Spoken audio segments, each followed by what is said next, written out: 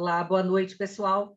Sejam muito bem-vindos a mais uma live, a mais uma aula da PNIDA Injetáveis e do Grupo EVAS.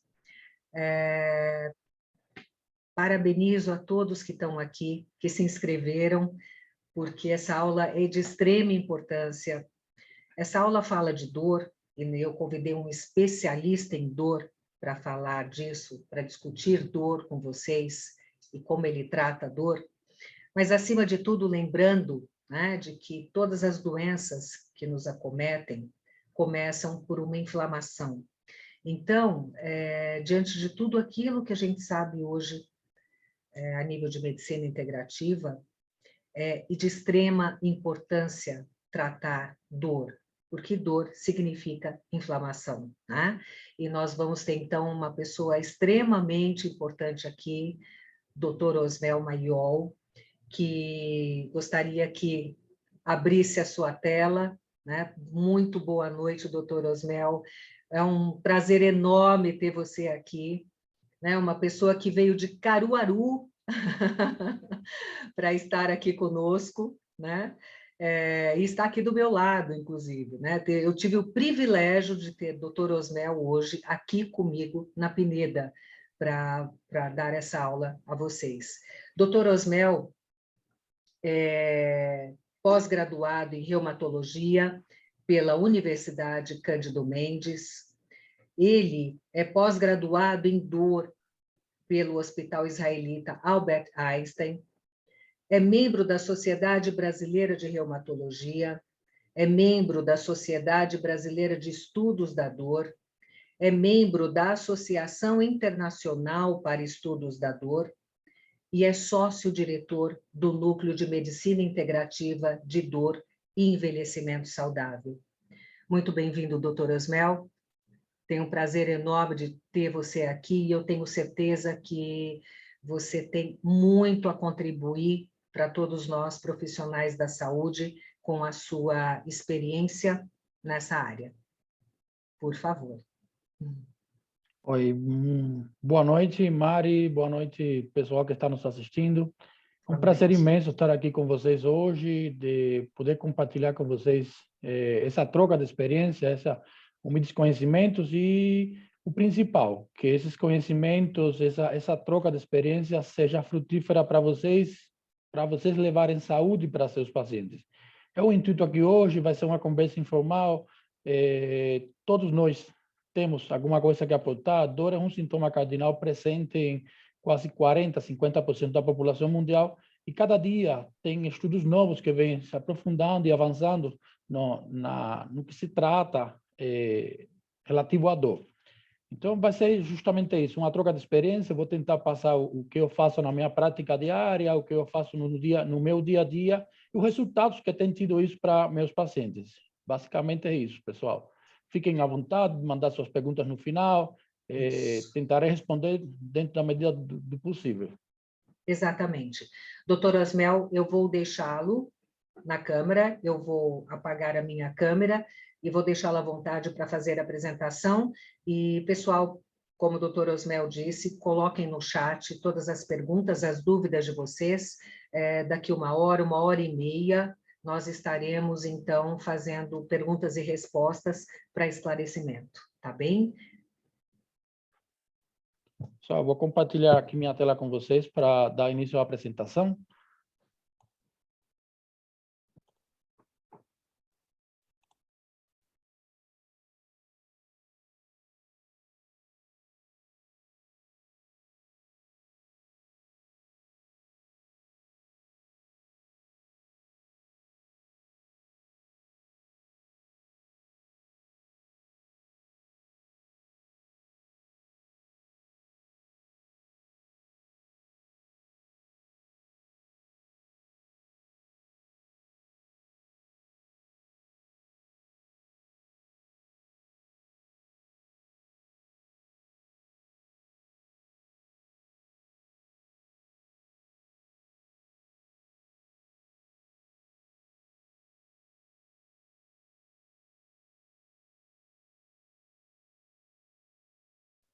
Certo.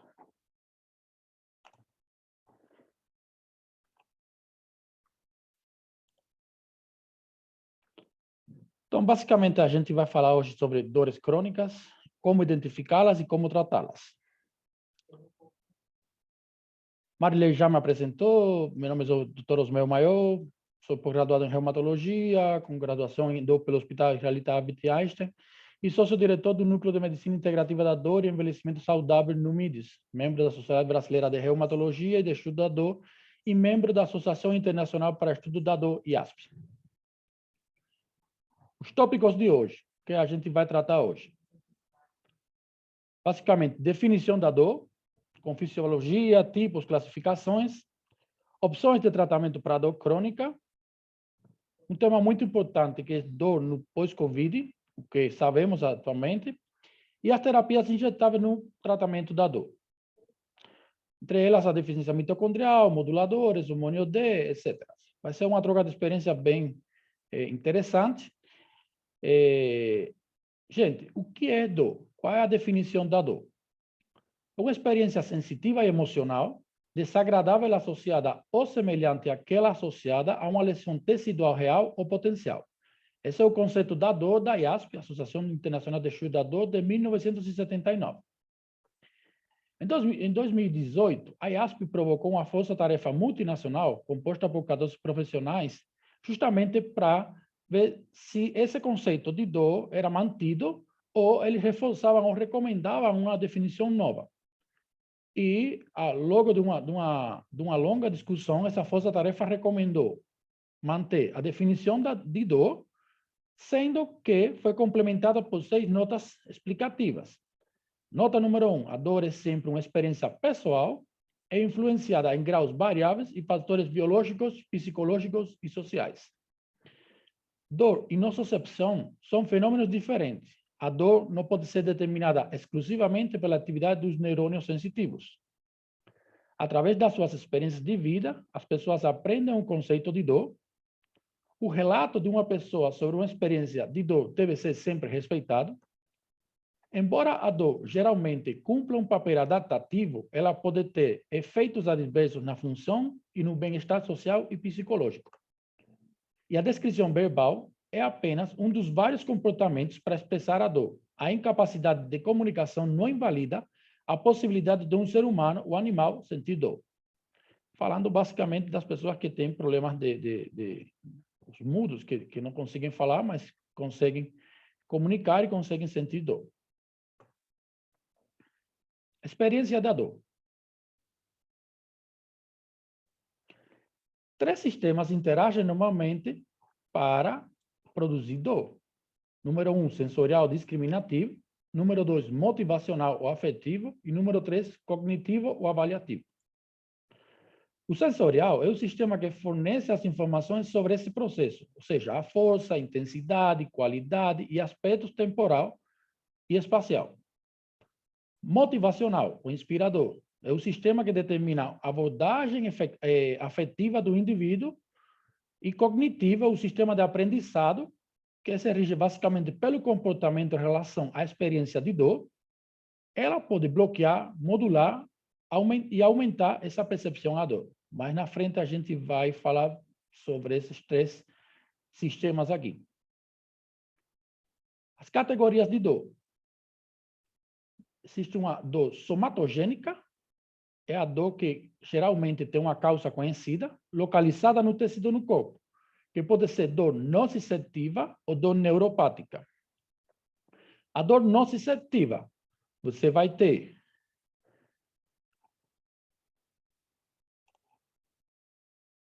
frio, calor, irritantes químicos, força mecânica intensa, traumas, que vão ativar o neurônio nociceptivo, sensitivo. Essa ativação do neurônio, essa informação vai viajar por via aferente a medula, a seu córtex, e logo vai ter uma resposta autonômica de reflexo de retirada. Você tem uma lesão produzida por qualquer destes agentes, esse neurônio vai se ativar, a informação vai viajar até a medula, que é o primeiro neurônio motor, logo até o córtex cerebral, e você vai ter uma resposta autonômica de reflexo de retirada, mais na frente veremos por que esse reflexo de retirada.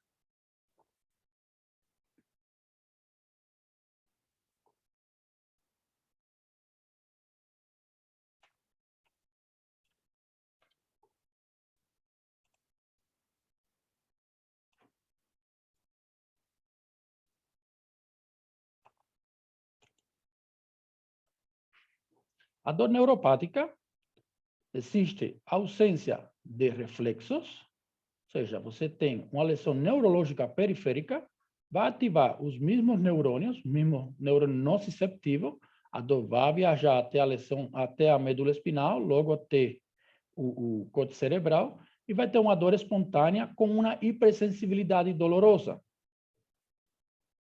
E existe uma terceira classificação de dor, que é a dor psicogênica ou dor para a qual não existe causa física conhecida, mas o processamento de informações sensíveis no sistema nervoso central é alterado. É a chamada dor nociplástica. Ou seja, você não tem nenhum tipo de estímulo, porém vai ter não tem estímulo, não tem estimulação desse neurônio, porém vai ter um processamento errado no sistema nervoso central que vai permitir que essa perpetuação desse ciclo doloroso.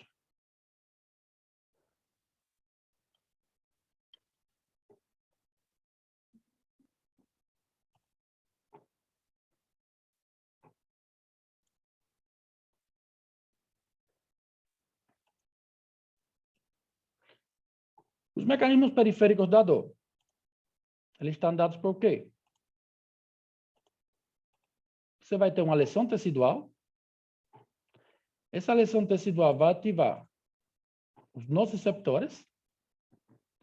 E esses nociceptores vão ser sensibilizados e ativados por quê? Fortes estímulos mecânicos, como trauma, sobrecarga mecânica, por mediadores inflamatórios endógenos, como bradicimina, que ativam os canais de sódio, ou prostaglandinas, que é sensibilizadora, ou por meio de mediadores químicos endógenos, incluindo a serotonina e a adenosina. Essa ativação de nociceptores viaja essa informação por terminações nervosas livres, que vão estar ligadas ao sistema nervoso central por meio de fibras não mielinizadas ou mielinizadas.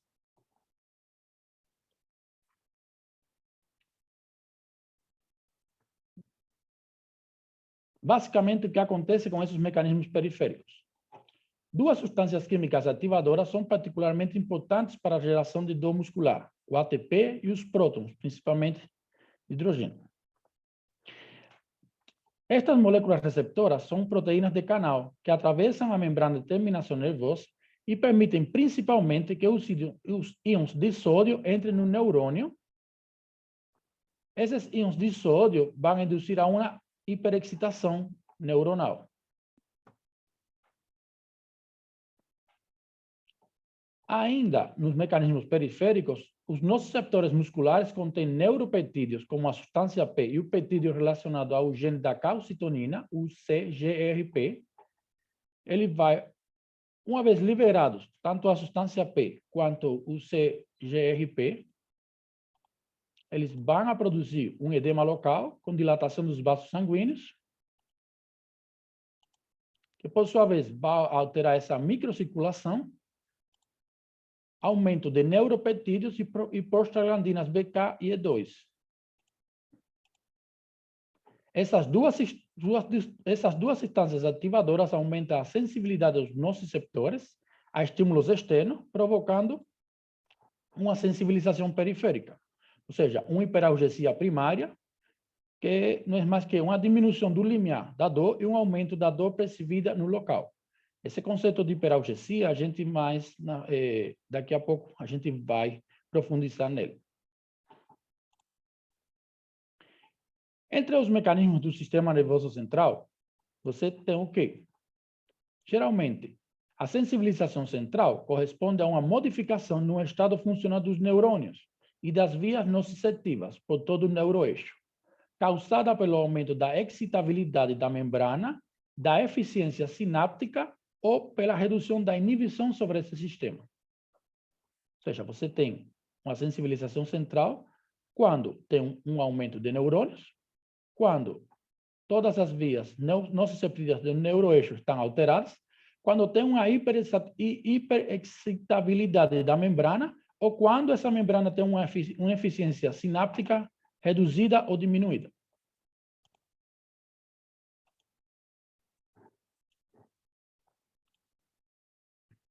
Aqui vai estar bem exemplificado agora.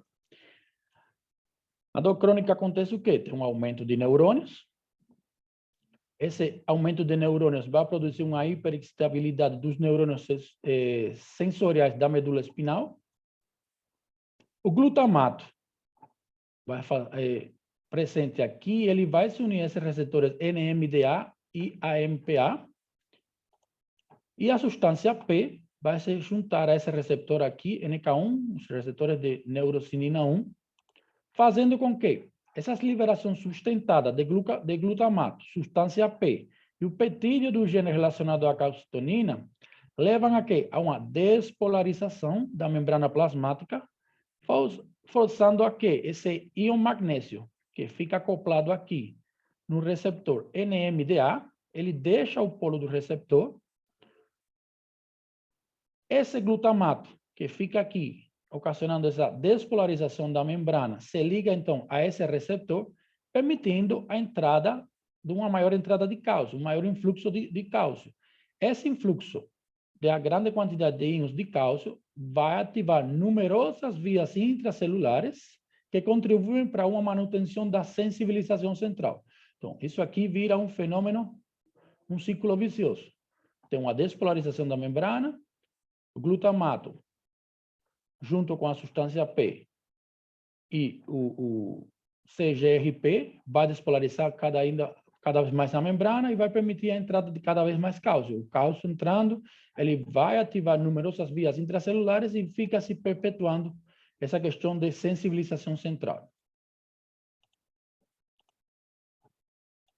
Então, a sensibilização central, de modo resumido, pode-se dizer que a sensibilização seja um fenômeno geral que produz mudanças distintas no processo somatosensitivo, gerada e mediada por diversos mecanismos diferentes em resposta aos estímulos dos nossos receptores, podendo aumentar a excitabilidade da membrana, facilitar a transmissão sináptica ou diminuir influências inibitórias em neurônios do cono dorsal. Essa sensibilização central pode se tornar patológica em situações em que ela se torna autônoma e mantida mesmo na ausência do efeito periférico ativo.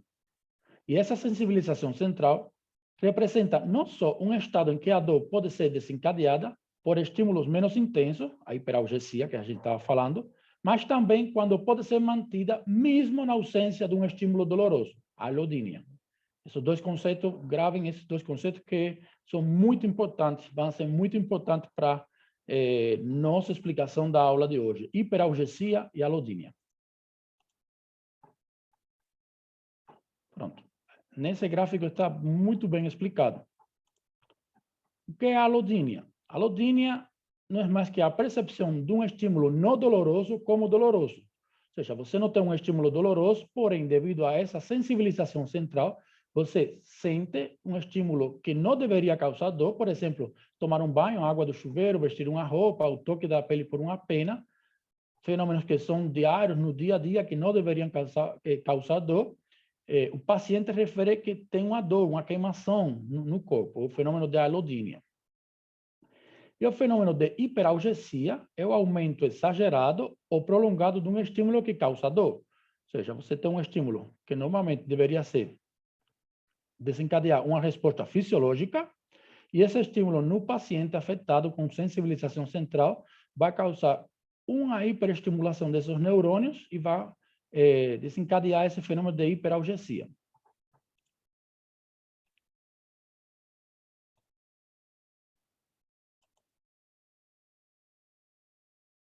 Na classificação de dor aguda e dor crônica, é basicamente pelo tempo. Dor aguda é aquela que dura até 7 dias. Existe uma subclassificação de dor subaguda, de 7 a 30 dias. E depois de 30 dias, alguns autores já classificam a dor como crônica. Tem outros autores que especificam que a dor crônica deveria ser a partir de 3 meses. Ou seja, até 7 dias dor aguda, entre 7 e 90 dias dor subaguda e a dor crônica após 90 dias. Dependendo da literatura, você pode encontrar essa dor crônica a partir de 30 dias ou a partir de 90 dias. A dor aguda. A dor aguda é um mecanismo de proteção que alerta o indivíduo a uma condição ou experiência que é imediatamente prejudicial para o organismo. Você tem uma queda, Geralmente, essa dor aguda é do início o quê? Repentino.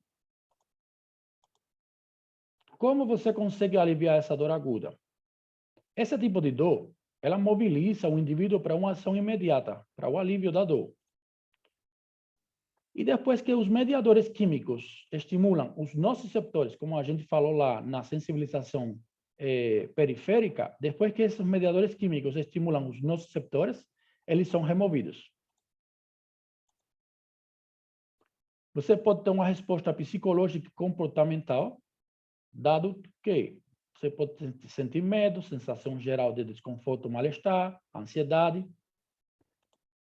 E tem também uma estimulação do sistema nervoso autônomo, podendo ser observado durante esse tipo de dor os seguintes sintomas clínicos: aumento de frequência cardíaca, sudorese, frequência respiratória aumentada, aumento da glicemia, pressão arterial elevada, palidez ou rubor, aumento da motilidade gástrica, pupilas dilatadas, menor fluxo de sangue para as vísceras, pele, rins e náuseas.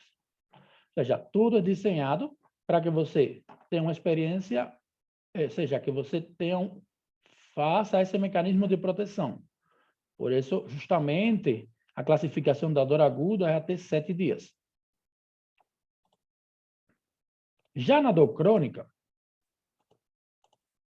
geralmente, ela é persistente ou intermitente. Ou seja, ela pode persistir no tempo ou pode ser intermitente, com períodos de pausa e recidiva. A causa, geralmente, é desconhecida. Desenvolve-se insidiosamente, ou seja, pouco a pouco, e vai piorando com o passar do tempo. E ela está associada a uma sensação de desesperança, desamparo e a depressão. Isso aqui é muito importante. O ciclo da dor crônica. Inicialmente, você vai ter o quê? Dor, medo de se mexer, que é a cinesiofobia. Essa cinesiofobia, ou esse medo de se mexer, vai levar o paciente a uma inatividade voluntária.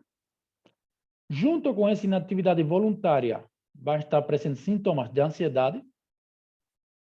Junto com essa ansiedade e o resto dos outros mecanismos, vai acontecer uma dificuldade de concentração, com problemas de sono, baixa produtividade, depressão, e o ciclo fica se fechando. Um ciclo vicioso. Cada vez mais, o paciente com dor vai ter muito mais medo de se mexer, vai ter dificuldade de concentração, a baixa produtividade e depressão. Muitos desses pacientes são muito incompreendidos pela família, no âmbito laboral, no âmbito social. Tem pacientes que chegam a relatar que as pessoas não entendem realmente o porquê, a baixa produtividade, o porquê essa pessoa sempre está triste, o porquê tem problemas de sono, e está explicado aqui nesse ciclo da dor. Nosso objetivo é interromper esse ciclo em qualquer um de seus sintomas, principalmente aqui. Uma vez que você consegue interromper esse ciclo, você consegue melhorar a condição e a qualidade de vida do paciente. Hoje, quais são as opções de tratamento para dor crônica? Eu desenhei essa aula basicamente em dor crônica porque é o que mais eu trato. Dor aguda chega mais em questões de urgência, hospitais, urgência. Eu trato mais dor crônica justamente porque consigo mais fazer esse tratamento no consultório. Hoje, o que temos de opções de tratamento para dor crônica? São 6 grandes categorias, entre elas farmacológica, a medicina física, a medicina comportamental, a neuromodulação, a medicina intervencionista e os procedimentos cirúrgicos.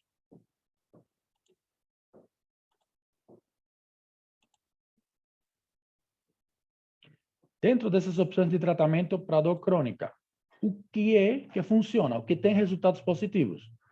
Resultados positivos tem quando você tem múltiplas abordagens utilizadas em conjunto, coordenadas através de uma equipe multidisciplinar de especialistas em dor. Faço uma ressalva aqui que especialista em dor pode ser qualquer profissional que se habilite para tratar dor, se habilite para entender o porquê dor. Pode ser psiquiatra, pode ser clínico, pode ser reumatologista, pode ser ortopedista, pode ser, ou seja, você tem que ter uma equipe multidisciplinar de especialistas em dor,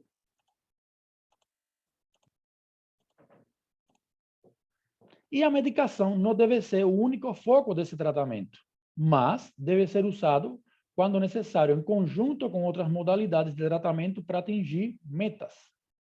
Ou seja, resultados positivos você tem quando consiga conjugar essas três, as abordagens múltiplas, a coordenação através de uma equipe multidisciplinar de especialistas em dor e com foco na medicação, porém não deve ser o único objeto de tratamento desses pacientes com dor. Existem outras coisas que você pode fazer para esses pacientes com dor: educação física, reabilitação, atividade física, tratamento psicossomático, atividade terapia cognitivo-comportamental, ou seja, tem várias coisas dentro dessas opções de tratamento que você precisa misturar com essas abordagens aqui para ter resultados positivos no tratamento da dor. Esses pacientes com dores crônicas precisam de quê? Precisam de avaliação contínua, precisam de educação, de segurança e de uma ajuda na definição de expectativas razoáveis e reais para uma resposta melhorada ou aumentada para essa dor. Ou seja, com avaliação contínua, com educação, segurança e na ajuda para definição de expectativas, esses pacientes conseguem ter uma melhora.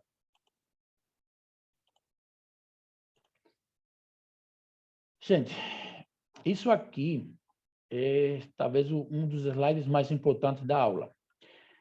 Essas modalidades de tratamentos disponíveis atualmente, no resultado médio, apenas conseguem uma diminuição de dor em 30%. Justamente esse 30% foi o que me fez me replantear várias coisas na minha vida, em questão de tratamento de dor. Por que apenas devemos nos conformar com 30% de melhora desses pacientes? Por quê? Será que esses pacientes não merecem ter dignidade? Será que esses pacientes não merecem ter sua vida de volta?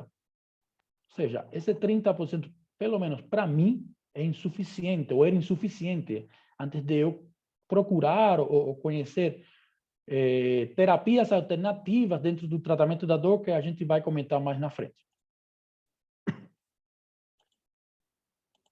Como já falei, a melhora desse paciente, você tem que combinar o tratamento farmacológico, a medicina física, a medicina comportamental,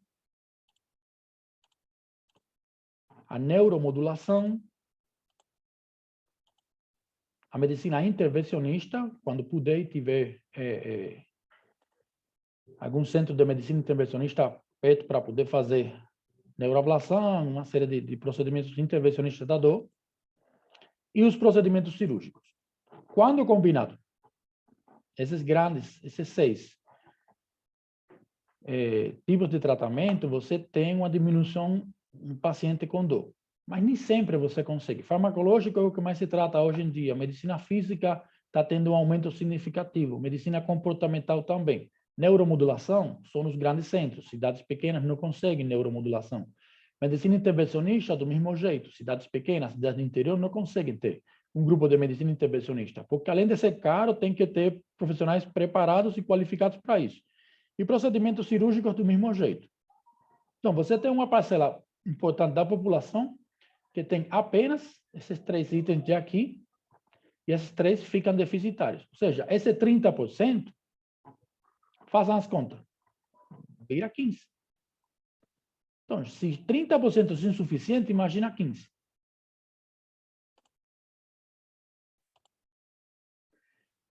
Super importante. Tem estudos que falam que mesmo uma resposta parcial de 30% pode ser clinicamente significativo e melhorar a qualidade de vida do paciente. Para mim, é insuficiente. Na minha filosofia de tratar o paciente com dor crônica, esse 30% é insuficiente. E a abordagem farmacológica são as opções terapêuticas mais utilizadas para melhorar a dor persistente. Mas, batemos na mesma tecla, apenas farmacologia, apenas fármaco não vai melhorar a dor do paciente. Se com a combinação desses 6 itens anteriores conseguiríamos apenas 30%, imagina só com a abordagem farmacológica. São as mais frequentes? São, mas são insuficientes.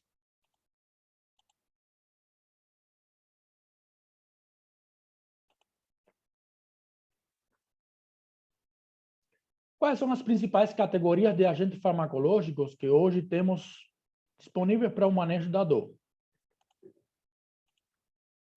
Analgésicos não opioides, aspirina, paracetamol, AINES, inibidores da COX-2, analgésicos opioides, os agonistas alfa-2-adrenérgicos, como a clonidina, antidepressivos tricíclicos, como a mitriptilina e nortriptilina, os inibidores da recaptação de serotonina e noradrenalina, como desvenlafaxina, duloxetina, venlafaxina, agentes analgésicos tópicos, drogas epiléticas como a gabapentina, pregabalina, relaxantes musculares, antagonistas dos receptores N-metilaspartato, como a acetamina. Entre eles, você tem uma combinação muito ampla. Pacientes com tratamento de dores crônicas, tem muitos. Estão se tratando com pregabalina e com gabapentina, com antidepressivos tricíclicos, com opioides, analgésicos. E não duvide, paciente com dor crônica é um paciente muito maltratado. Infelizmente, tem muitos colegas que não sabem manejar a dor. O paciente, imagine, pensa um paciente com dor crônica, ele tem dor de cabeça, ele tem dor muscular, tem transtornos gastrointestinais, tem transtornos musculares, esse paciente tem depressão, vai ser acompanhado pelo psiquiatra, vai ser acompanhado pelo clínico, vai ser acompanhado pelo gastroenterologista, vai ser acompanhado pelo neurologista, vai ser acompanhado pelo reumatologista, pelo ortopedista, quantos colegas? E a grande maioria não está preparado para tratar dor crônica. Então, o que você vê no dia a dia? Pacientes com uma polifarmácia horrível, pacientes que tomam 7, 8 fármacos, nenhum deles faz o efeito que deveria fazer, tem choque de fármaco, tem inibição de mecanismo de ação, tem diminuição da vida, do fármaco, da meia-vida curta, e por aí vai. E não é brincadeira. A quantidade de pacientes que eu tenho hoje no consultório que chegam com uma polifarmácia sem resultado nenhum é absurdo. Vocês acham que eu estou brincando? Vejam, isso aqui foi uma paciente que chegou para mim no consultório. Quando ela começou a me dizer todos os fármacos que ela tomava, eu pedi para ela ir para casa e anotar num papel. Veja, ela tem Rivotril, tem Amitril, tem Fluoxetina, tem Atroliv, tem Dolamin, tem Meticorten, porque a queixa principal era estar no estudo de um lúpus, tem colágeno, tem reuquinol, tem risendronato para tratamento da osteoporose, Centrum, tem Sustrato, magnésio, e por aí vai. Tem losartana para hipertensão, ou seja, quantos pacientes chegam para vocês com tudo isso aqui? Com uma polifarmácia horrível, não resolve o tratamento de dor, não tem melhoria nenhuma. Vocês acham que para por aqui? Não. Tem mais aqui. Isodil, tem Move.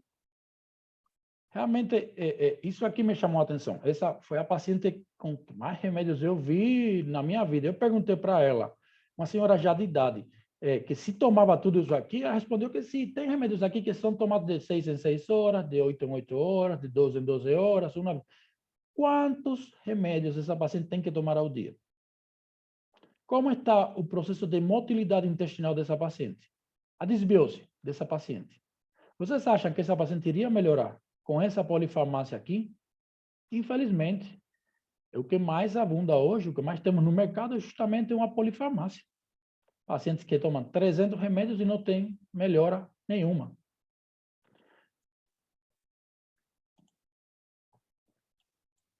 A escolha da terapia da dor. A escolha da terapia da dor, você tem que pensar numa escala analgésica. Ou seja, para dor aguda, você sobe a escada, para dor crônica, você desce essa escada. E você tem que ter vários pilares em mente. Por exemplo, a resposta ao tratamento é diferente entre todos os pacientes. Comorbidades devem ser avaliadas e tratadas, logicamente, não com a quantidade de remédios como mostrei anteriormente, não com essa polifarmácia. Existem relativamente poucos estudos avaliando especificamente as combinações de medicamentos para dor crônica.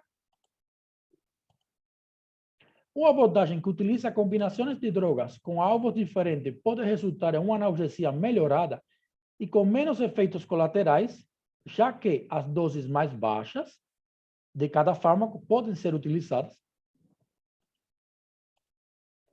E a escolha de uma estratégia inicial terapêutica depende de uma avaliação precisa.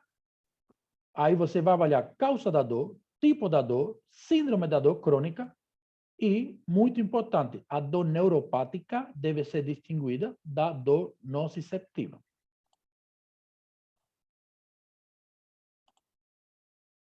Justamente isso que hoje nós temos no mercado e temos poucos especialistas em dor pelo país.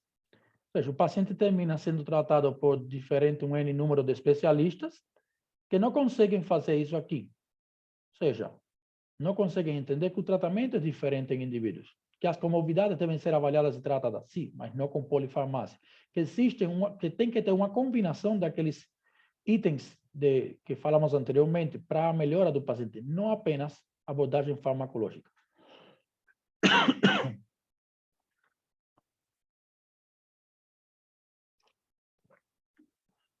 Covid-19 e o mundo pós-pandêmico. Eu trago à colação esse tema com total interesse, com total interesse para fazer aquela pergunta provocativa. Covid-19. Acabou a pandemia?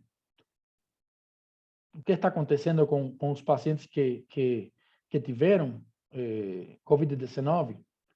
Quais são os sintomas principais que têm esses pacientes no pós-Covid?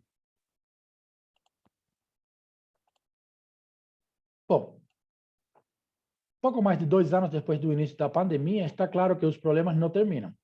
No fim da fase da infecção aguda pelo novo coronavírus. A OMS estima que entre 10% e 20% dos pacientes considerados curados da Covid-19, por já não terem o vírus SARS-CoV-2 detectáveis em exames, podem apresentar alterações no organismo que os levam a desenvolver a chamada Covid longa, com sintomas que permanecem ou aparecem pela primeira vez 3 meses após a infecção, afetando a sua qualidade de vida, atrapalhando a produtividade no trabalho nos estudos. No Brasil, isso representaria entre 2,8 milhões e 5,6 milhões de pessoas. Estudos iniciais indicam que a grande maioria de pessoas consegue se reabilitar, porém, outras infectadas ainda no início da pandemia mantêm os mesmos sintomas. A gente está falando aqui de milhões de pessoas. Então, se o Covid já por si só é um tema interessante, o pós-Covid ou o Covid longa, eu acho mais interessante ainda.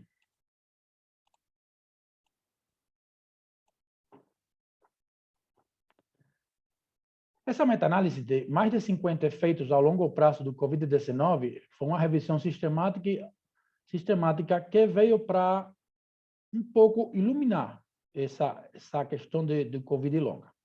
Ou seja, o Covid longa pode ter sintomas entre 14 e 110 dias após a infecção viral. 80% dos pacientes desenvolveram um ou mais sintomas a longo prazo. Ou seja, 80% dos pacientes, imaginem, um ou mais sintomas. Sendo o top 5 desses sintomas, fadiga, dor de cabeça, distúrbio de atenção, queda de cabelo e dispneia. Imagine o paciente já com mais de 110 dias após a infecção inicial, com vários desses sintomas. Lembra alguma coisa? Essa somatória de sintomas? Lembra alguma doença? Lembra algum conjunto de sintomas? Efetivamente. Os sintomas observados em pacientes pós-Covid-19 se assemelham em parte à síndrome da fadiga crônica. Essa síndrome da fadiga crônica, ela faz com que o indivíduo ou o paciente tenha uma fadiga incapacitante grave, dor presente, sintoma cardinal, incapacidade neurocognitiva, sono comprometido, desautonomia e piora dos sintomas globais após pequenos aumentos na atividade física e cognitiva. seja, isso aqui está presente uma grande faixa da nossa população, principalmente em mulheres, lembra bastante a várias doenças como fibromialgia, e a COVID veio para acentuar ou acrescentar mais sintomas a esses pacientes que já sofrem de síndrome da fadiga crônica e que já sofrem de dor crônica. Ou seja, o paciente tem uma fadiga incapacitante, aí o esposo, a família, vai fazer atividade física, até o próprio médico, vai fazer atividade física como? Com essa fadiga. Como se ela não consegue dormir? Como se ela tem um sono comprometido? Como se ela tem uma incapacidade neurocognitiva? Aí o chefe no trabalho pedindo mais. Eu quero que você mostre resultado. Eu quero que você mostre resultado. Mas como? Essa paciente tem uma fadiga crônica. Essa paciente não tem nem vontade, muitas vezes, de se levantar, muitas vezes de acordar, de sair da cama. Como? Ela vai dar mais. Divórcios, separações, incompreensões. E, infelizmente, esses pacientes estão pelo Brasil afora. E tem muitas vezes que chegam para colegas que não têm nem ideia, nem noção de como tratar uma dor crônica, apenas passa um medicamento e tchau, e vai para casa, e vai fazer atividade física, e deixa de frescura. Gente, isso aqui é grave, e muito. Incapacita, muito. Isso aqui foi um estudo prospectivo transversal também, comparando pacientes no pós-Covid com dor neuropática. Conclusão do estudo. A COVID-19 causa complicações a longo prazo, incluindo dor. Esse estudo procurou chamar a atenção para especificamente um sintoma de dor, já que ele ocupa um lugar importante na qualidade de vida dos doentes do COVID-19. A mesma coisa. E tem N estudos falando disso. COVID-19 causa vários sintomas ao longo prazo, entre eles dor. E essa dor, ela é incapacitante, limitante para a grande maioria dos meus pacientes. Então, nós temos que estar preparados para tratar dor e para tratar dor crônica.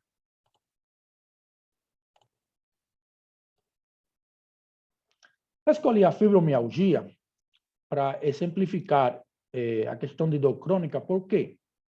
Porque a fibromialgia, ela é a causa mais comum de dor musculoesquelética crônica generalizada, atingindo principalmente o sexo feminino jovem. Detalhe, homem também tem fibromialgia, muito menos quando comparado com mulher, mas também existem homens fibromiálgicos. A etiologia desta síndrome ainda permanece desconhecida e sua fisiopatologia é incerta, porém, o mecanismo central, que envolve a disfunção e a dor pelo sistema nervoso central e a hipersensibilidade de origem multifatorial, cada vez mais tem novos trabalhos, tem novos estudos esclarecendo isso aqui. Você não conhece a causa, mas você vai conhecendo a fisiopatologia e pode atuar nessa fisiopatologia. Qual seria mais ou menos a porcentagem de mulheres fibromialgicas que vocês acham que tem no Brasil? Diagnosticada? Aproximadamente 2, 3, 4%. Subdiagnosticada, uns 5%. Não diagnosticada, pode chegar até uns 10%. A gente está falando de milhões de pacientes também. E homens, em menor quantia, mas também existem homens que têm fibromialgia, que têm a mesma dor incapacitante, que têm o mesmo processo, o mesmo dano cognitivo, que têm a mesma fadiga crônica.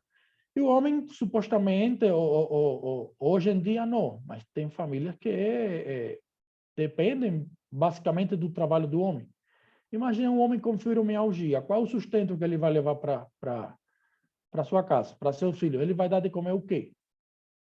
E chega no médico e é incompreendido. E chega no outro médico e fala, deixa de frescura, vai trabalhar.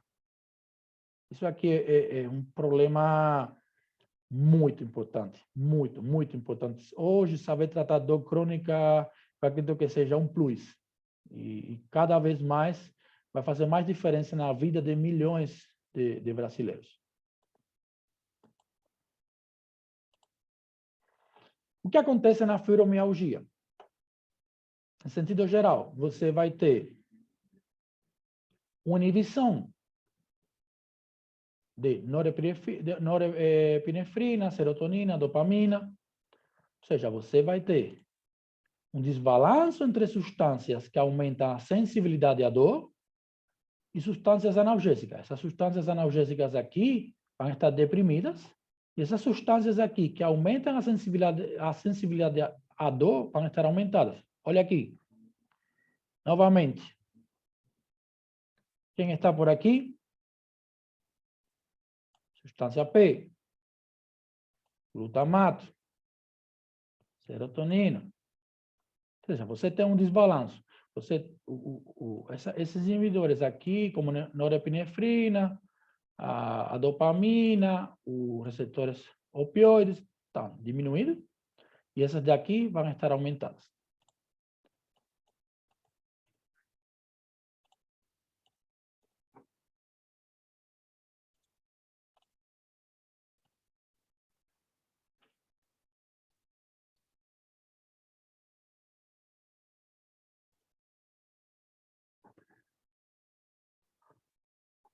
Mais de fibromialgia.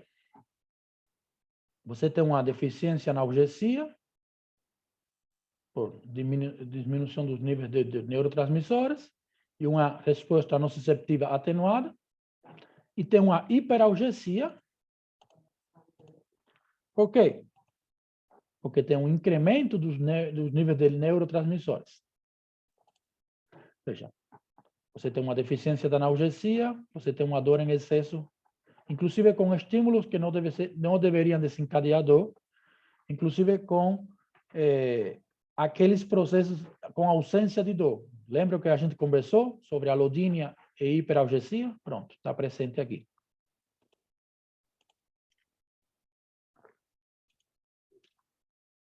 Quais são os sintomas dessa fibromialgia? Milhões, muitos. Tem aqui os sintomas cardinais, dor generalizada. Às vezes, eles descrevem como uma dor neuropática com parestesia. Tem fadiga física e mental. Tem dor. Tem distúrbio do sono. Sono não reparador. Tem outros tantos, como depressão, ansiedade, déficit de concentração, déficit de memória, xeroftalmia, dor de cabeça, dor de estômago, dor abdominal, dismenorreia, vulvodynia, dissúria. Veja, quantos? E aí, batemos na mesma tecla. Você manda a paciente a fazer atividade física, manda o paciente a trabalhar, manda os pacientes em sentido geral. O paciente sofre de esquecimento, o paciente sofre de ansiedade, depressão, o paciente que não quer sair de casa, um paciente que perde o emprego, o paciente que perde o casamento, a família não liga mais para ela. Você sempre está com dor, você sempre está com dor. Gente, isso aqui é real. Isso aqui existe. E se você não é capaz de enxergar, e se você não é capaz de tratar corretamente isso aqui, isso vai virando crônico, aquele ciclo da dor que a gente falou. Cada vez o paciente vai se mexer menos, cada vez o paciente vai ter mais ansiedade, cada vez o paciente vai ter mais dificuldade de concentração, cada vez o paciente vai ter mais déficit do sono e vai virando um ciclo vicioso, um ciclo vicioso. Até onde essa paciente ou esse paciente consegue chegar? Ninguém sabe. Mas isso aqui é real. É muito mais frequente e muito mais prevalente do que muitas pessoas acham.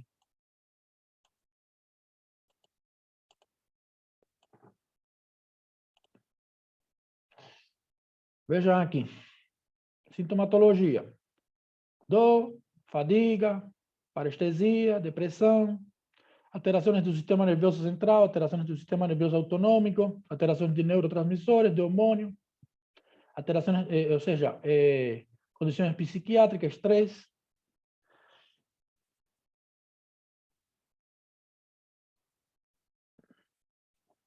Aumento do estresse oxidativo, aumento da disfunção mitocondrial. Veja quantas coisas a gente tem aqui. Aumento do catabolismo. E a única coisa que esse paciente está fazendo é apenas tratando ou maltratando com 300 milhões de fármacos e ninguém está prestando atenção para isso aqui. Ou a grande maioria das pessoas, de profissionais, não prestam atenção para isso aqui.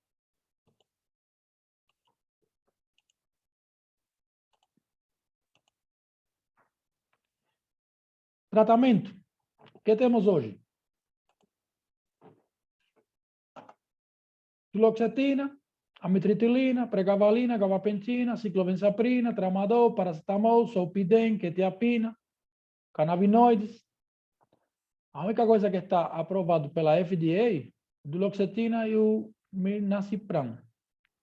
E a pregabalina. O resto não é aprovado para fibromialgia, mas o que a bibliografia que a gente tem trata e diz que é preconizado para tratar a fibromialgia.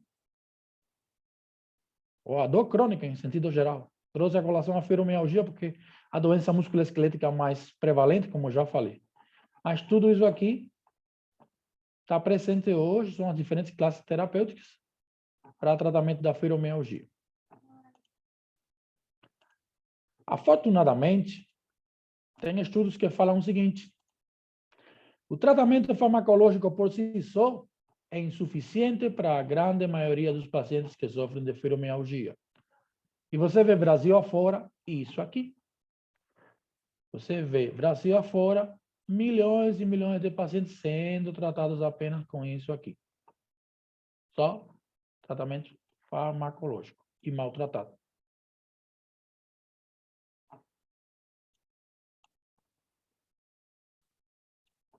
Mas tem um estudo falando isso.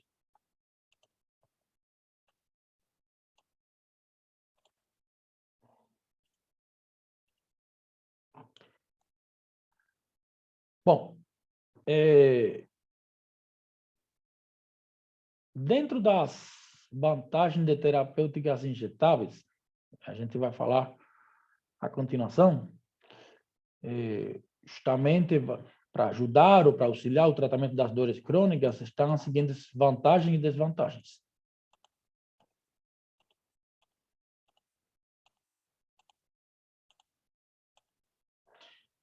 Você vai ter uma garantia de absorção, independentemente da desbiose. Você vai ter uma diminuição importante no número de cápsulas, o número de remédios que você vai tomar no dia a dia. Você vai ter melhores resultados e muitas vezes perceptíveis de imediato. Essas são as vantagens, ou ao menos as vantagens que eu acho no tratamento de injetáveis. E as desvantagens, dor na aplicação e medo da agulha. Mas quando você coloca tudo isso aqui em uma balança, com certeza é muito melhor. É muito melhor. E tem pacientes que têm tido uma melhoria significativa com tratamento de injetáveis na questão de dores crônicas. Então, isso aqui é uma filosofia minha. Eu não gosto de dizer que as terapias injetáveis são terapias alternativas para o tratamento de dor crônica. Não. Elas são apenas terapias complementares para o resto das terapêuticas existentes no tratamento da dor crônica. Ou seja, tratamento de dor crônica com injetáveis não é nada novo. É uma coisa que estava meio esquecida, que tem colegas que não fazem, mas elas não são terapias alternativas, são terapias complementares.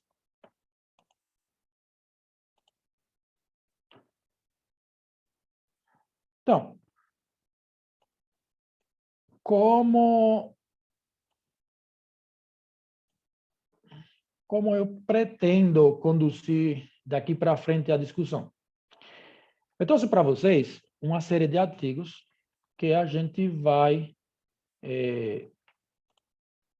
eu vou mostrar para vocês que existem outros tipos de terapêuticas para tratamento de dor crônica. E muito do que vocês vão ver aqui é baseado na minha experiência pessoal. Como eu trato meus pacientes e como eu tenho tido resultados nesse tratamento de pacientes com dores crônicas. No final, a gente pode debater, pode discutir, pode conversar e fazer essa troca de experiência. O que vocês vão ver aqui são vários artigos científicos que eu trouxe à colação para vocês, para a gente poder justamente levantar e discutir o porquê. Hoje eu não faço tanto terapêutica convencional e faço mais uma terapêutica complementar com injetável para meus pacientes de dores crônicas, com resultados excelentes. Inclusive, tenho 2 grupos de controle que estou preparando um estudo para fazer uma apresentação no Congresso de novembro de Medicina e Longevidade, de Medicina Alternativa, e juntos estamos tentando, tenho 2 grupos de pacientes fibromialgicos justamente sendo tratados com terapêuticas injetáveis para ver quais desses 2 protocolos eu consigo apresentar lá no Congresso. Então, basicamente, coenzima Q10. A coenzima Q10 está indicada no tratamento de doenças degenerativas, cerebrovasculares, doenças cardiovasculares.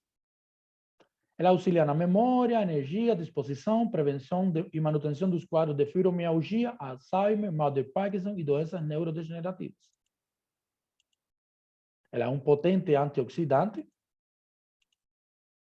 que reduz a fadiga no caso de praticantes de esportes intensivos ou de provas de esforço prolongado.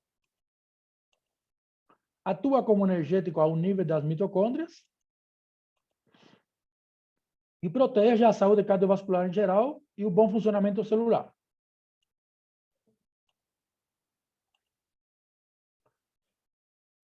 Tem vários estudos falando sobre a coenzima Q10, justamente. Por exemplo, essa meta-análise aqui avaliou os efeitos da suplementação da coenzima Q10 em mediadores inflamatórios, incluindo a proteína C reativa, interleucina 6 e fator de necrose tumoral alfa, em pacientes acometidos por patologias nas quais a inflamação era um fator comum. Como bem Marilei falou, inflamação sinônimo de dor. Foram avaliadas doenças tais como doença cardiovascular, doença renal crônica, diabetes tipo 2, doença pulmonar obstrutiva crônica, artrite reumatoide e obesidade e câncer. Esse estudo concluiu que foi o primeiro estudo, foi a primeira revisão sistemática e meta-análise em fornecer evidências substanciais que a suplementação de coenzima Q10 tem um efeito redutor significativo dos marcadores inflamatórios, incluindo PCR, interleucina 6 e anti-TNF-alfa. Ou seja, a suplementação de coenzima Q10, ela reduz significativamente todos os fatores, todos os mediadores químicos da inflamação. Então, eu vou deixar aqui embaixo, de todos os estudos, o DOI, onde vocês podem procurar os artigos. Eu coloquei aqui, onde foi, inclusive tem aqui também o volume da revista, o ano de publicação. Esse aqui é dos artigos mais antigos que eu trouxe, tem 5 anos, e contudo é bem recente.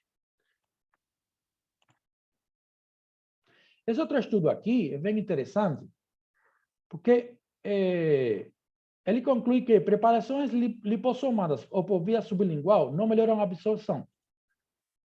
Esse aqui, que a eficiência da absorção, da administração por via oral da coenzima Q10 é pobre, por causa da insolubilidade na água, solubilidade limitada em lípidos e relativamente grande peso molecular.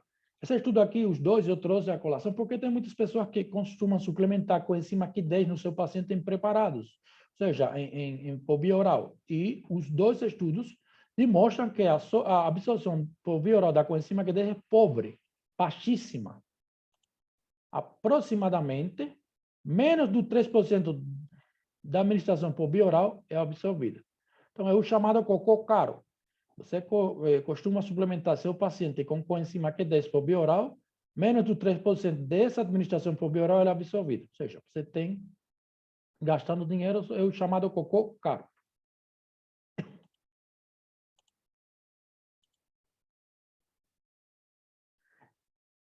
Coenzima Q10 é importante? Eu costumo suplementar nos meus pacientes? Costumo. Porém, hoje no mercado temos uma coisa que é superior à coenzima Q10. O Viquinol. O que é o Viquinol? seja, a ubiquinona é a forma oxidada da coenzima Q10. É comumente formulada em suplementos comerciais e deve ser reduzido a ubiquinol dentro do nosso organismo para exercer as funções da coenzima Q10 após o consumo. Ou seja, ubiquinona é a coenzima Q10. Quando você reduz ela, vira ubiquinol. Esse processo tem que acontecer dentro do nosso organismo. Esse ubiquinol, ele é 10 vezes, 20 vezes mais potente que essa coenzima Q10. Então, se você tem uma substância que já é produzida, que já está a nosso alcance, e tem 10 vezes ou 20 vezes mais potência que a coenzima Q10, por que não dá ubiquinol? Veja o resultado do estudo. Após 2 semanas de suplementação, o suplemento do ubiquinol aumentou significativamente a ubiquinona. Ou seja, 1,7 vezes mais, de 0,2 para 0,6 milimol por litro. E a coenzima Q10 total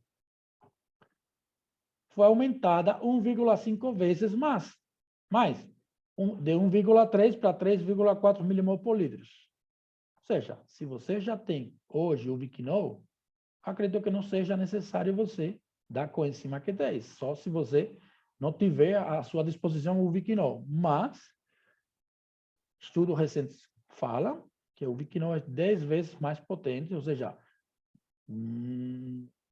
uma vez que essa coenzima Q10 é absorvida e é reduzida para o ubiquinol, ele tem 10 vezes mais potência que a suplementação com coenzima Q10. Isso aqui eu gosto muito. Utilizo bastante com meus pacientes com dores. Eu tenho pacientes com dores reumatológicas e pacientes com dores crônicas. Essa aqui eu uso de maneira significativa. Curcumina. Veja um estudo, dezembro de 2019. A curcumina é um composto natural da cúrcuma longa. Tem ação anticancerígena, anti-inflamatória, antioxidante, anti-Alzheimer, antimicrobiana.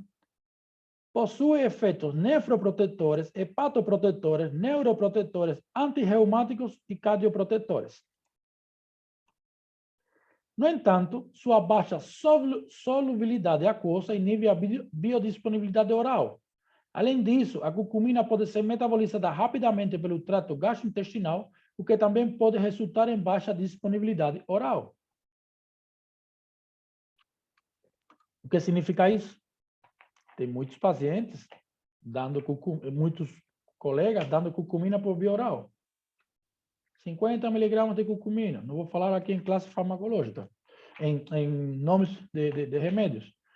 Mas, ou seja, esse estudo aqui comprovou que a solubilidade aquosa e a biodisponibilidade oral da curcumina é baixíssima. Então, se você tem a curcumina no mercado, por que não suplementar para esse paciente a curcumina via injetável? Por que continuar com formulações via oral?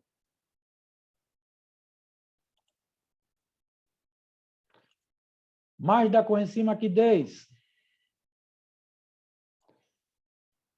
Estudo daqui a pouquinho vai sair a data.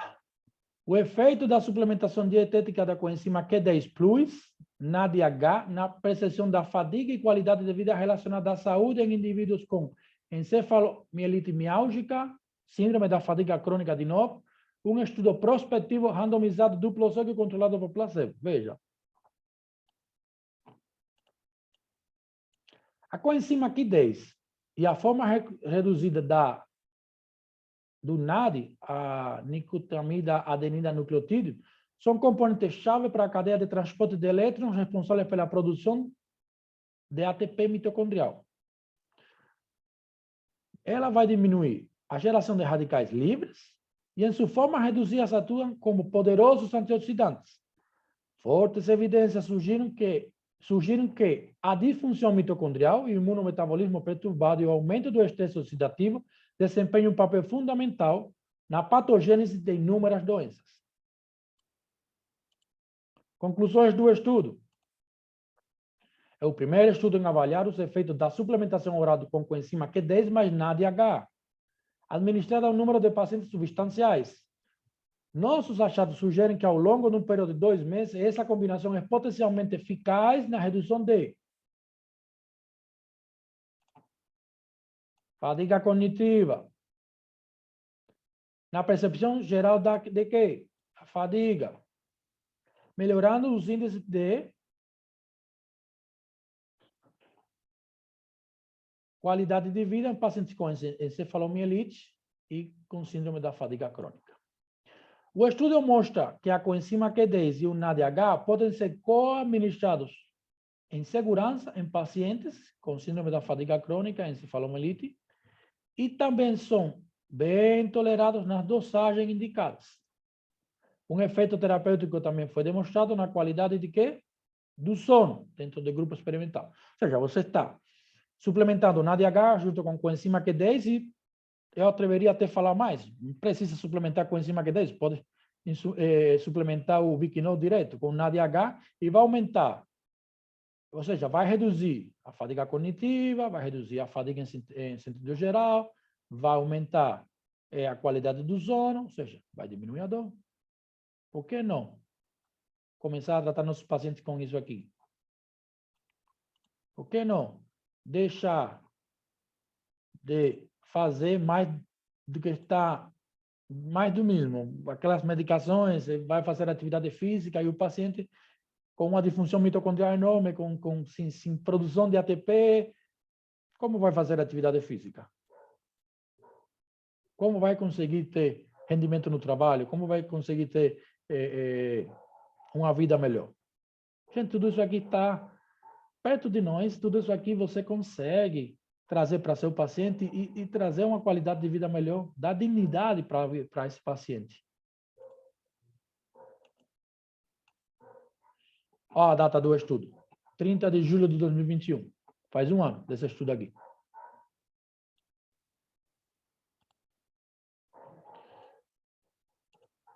Vitamina D. Eficácia da vitamina D no tratamento da fibromialgia, uma meta-análise de estudos controlados, randomizados e revisão sistemática.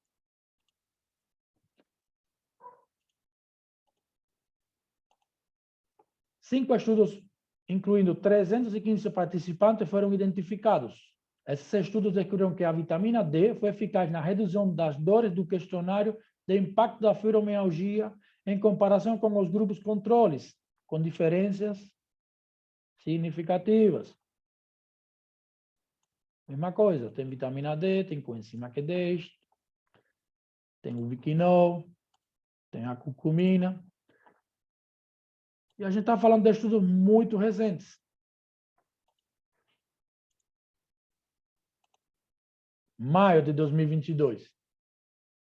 Está com menos de 6 meses esse estudo.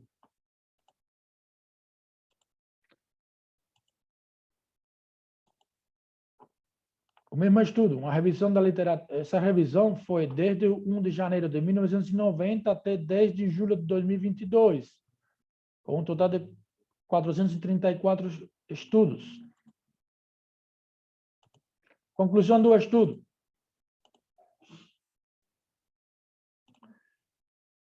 Essa revisão sugere que a deficiência da vitamina D é frequentemente observada em pacientes com síndrome da fibromialgia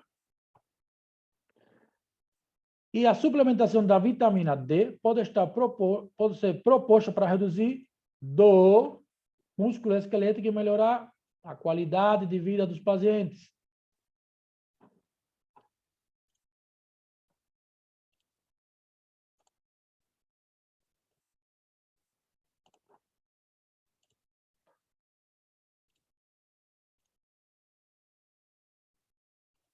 Data do estudo.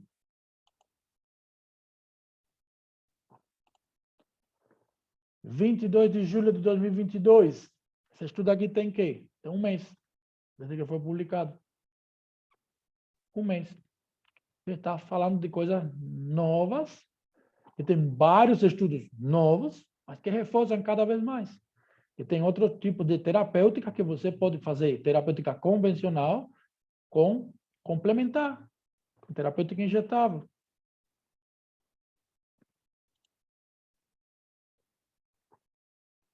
Reumatology. Microbioma intestinal na fibromialgia. O microbioma intestinal humano constitui uma comunidade diversificada e dinâmica de vários micro-organismos que habitam no trato digestivo. Nos últimos anos, uma crescente valorização do papel da microbioma intestinal na saúde e na doença do hospedeiro, ou seja, sistema digestivo, gastrointestinal, segundo o cérebro. Vocês já devem ter escutado isso. As bactérias intestinais estão envolvidas na patogênese de quê? De inúmeras condições médicas, incluindo gastroenterologia, distúrbios metabólicos, reumatológicos, neurológicos, psiquiátricos, por aí vai.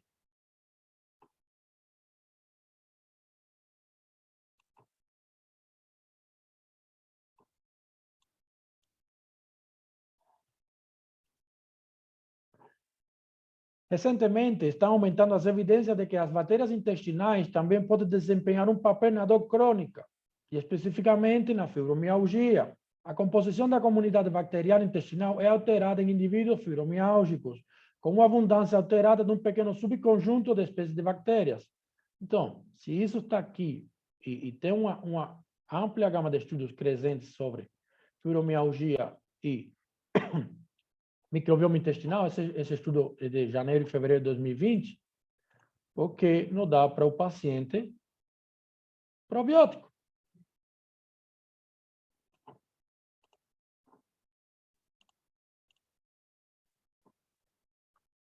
O mesmo estudo. Os mecanismos putativos que podem permitir que essas espécies de bacterianas afetem a dor, fadiga, humor e outros sintomas incluem a entrada de ácidos graxos de cadeia curta, ácidos biliares, neurotransmissores e antígenos bacterianos na circulação do hospedeiro. Embora estes sejam apenas os primeiros passos na compreensão do papel da microbioma intestinal na dor crônica, especificamente na fibromialgia, pode-se vislumbrar perspectivas futuras interessantes para uma melhor compreensão do mecanismo da fibromialgia. Então, por que não dá probiótico? Por que não dá todas essas substâncias e deixa o organismo saber o que vai fazer com elas? Eu não falei aqui, mas tem também ferro. Tem outras tantas substâncias que você pode suplementar. Apenas isso aqui é uma pincelada para você ver, porque é o que eu mais faço no meu dia a dia. Mas tem tanta coisa que você pode fazer para o paciente de dor crônica.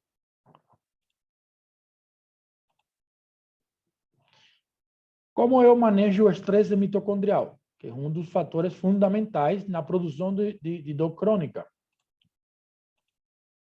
Glutationa. Olha quantas coisas eu posso suplementar para o meu paciente.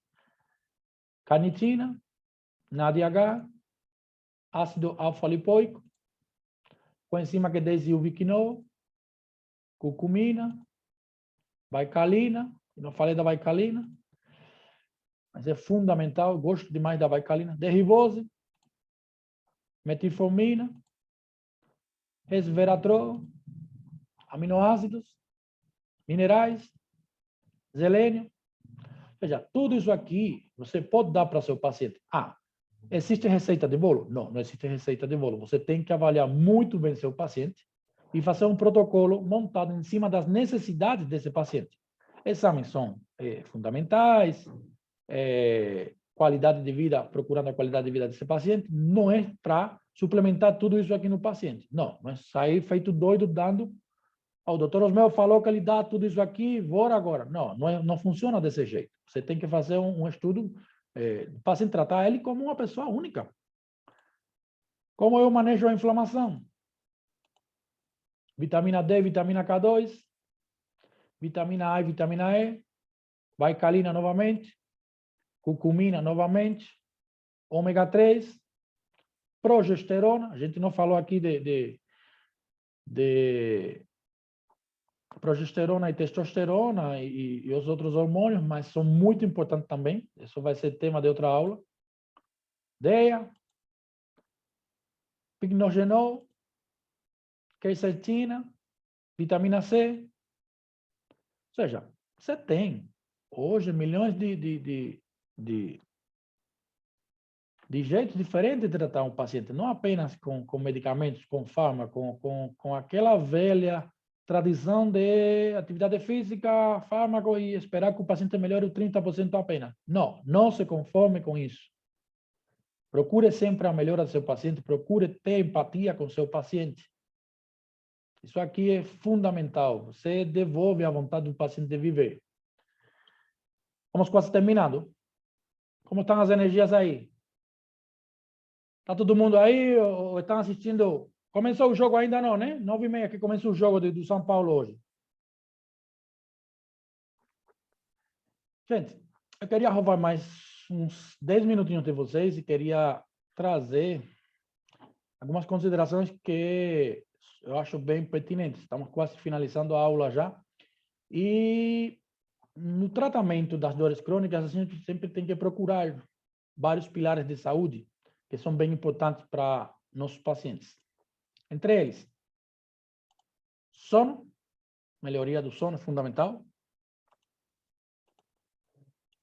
Atividade física, mas para você prescrever essa atividade física, você tem que ter o paciente mitocôndria funcionando, gerando ATP. Uma alimentação saudável, uma dieta faz total diferença. A gente falou do intestino já. Controle do estresse. Olha aqui. Vai ser motivo de outra aula aqui. Homeostase hormonal e intestino, nosso segundo cérebro. Juntando tudo isso aqui, se você conseguir ter um aumento significativo desses 6 pilares aqui de saúde, com certeza, seu paciente vai lhe agradecer. E seu paciente vai voltar no seu consultório e vai trazer a prima, o irmão, o vizinho, todo mundo, para se tratar com você, porque você melhorou isso aqui dele. Eu não sou de muito... veja, eu trato meus pacientes, tenho um laço afetivo com meus pacientes bastante interessante. Eu ligo, eu pergunto, eu mando mensagem, muitas vezes eu pego o telefone da clínica e falo diretamente com meus pacientes, porque essa retroalimentação faz parte do meu dia a dia e meu principal objetivo, intuito é justamente que eles melhorem. Eu trouxe aqui, se vocês me permitem, um vídeo de uma paciente que me emocionou e me emocionou muito. Essa paciente chegou no consultório mancando, com uma bengala, triste, chorosa, muito maltratada, tratando uma dor crônica, uma fibromialgia há anos, séculos, sem melhora. Ela chegou no consultório, a gente fez a avaliação inicial, a gente começou um protocolo de injetáveis para ela e eu quero que vocês vejam com seus próprios olhos o testemunho dessa paciente.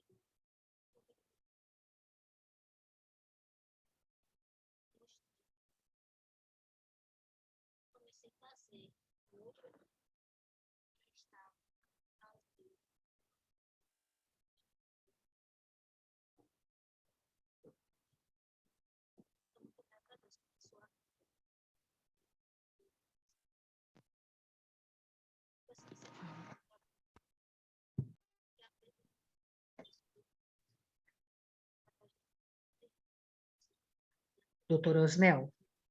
Oi. nós não estamos ouvindo o relato da paciente. Se o senhor puder ilustrar e comentar o que ela está dizendo no áudio, né, que nós não estamos ouvindo, será bem providencial. Bom, é importante, tem sido muito importante escutar o que ela estava falando. Essa paciente, como eu comentei, ela chegou para mim bem debilitada. A gente começou um tratamento com um protocolo de injetável que eu montei para ela, e no outro dia ela estava justamente se referindo a isso. Ela tinha o maior prazer, ela fez vários vídeos, tem vários vídeos dela lavando a roupa do marido, fazendo as coisas em casa, com energia disposta. Ela fala, inclusive, no vídeo que no outro dia, quando ela começou a fazer esse tratamento, mudou significativamente a vida dela e para melhor.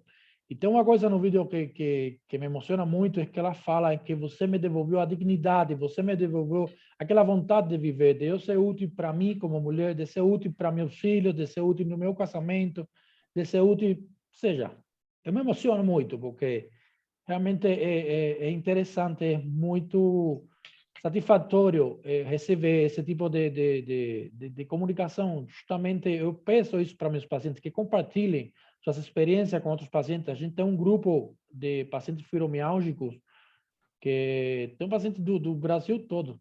Eu trato pacientes, inclusive, de pacientes de Portugal, pacientes da Europa, e tem um grupo de pacientes que eles retroalimentam, eles trocam experiências, eles conseguem ir.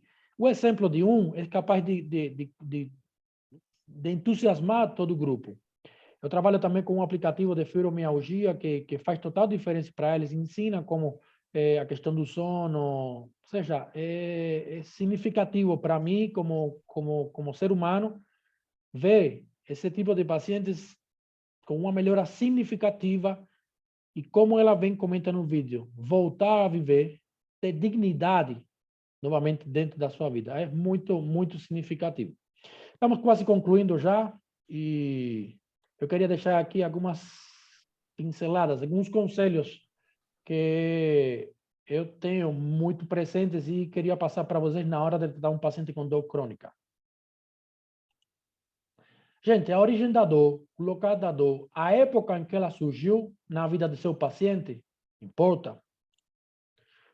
O que essa dor impediu a esse paciente de fazer? O que aconteceu no mesmo período em que ela surgiu? Importa.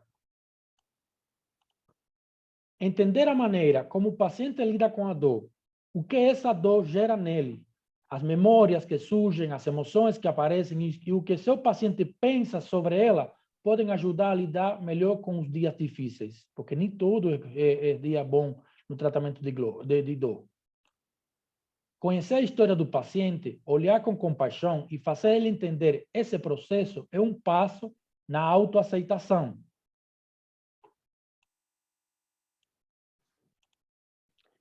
Fazer entender a seu paciente que conviver com uma dor crônica não é tarefa fácil, porém, fazer isso sem respeitar seu caminho, sem autoconhecimento, pode ser ainda mais doloroso. Ao longo do caminho, aprendi que as pessoas vão esquecer o que você disse, vão esquecer o que você fez, mas as pessoas nunca vão esquecer como você as fez sentir. Isso aqui faz toda a diferença para mim. É uma frase que eu tenho no meu consultório.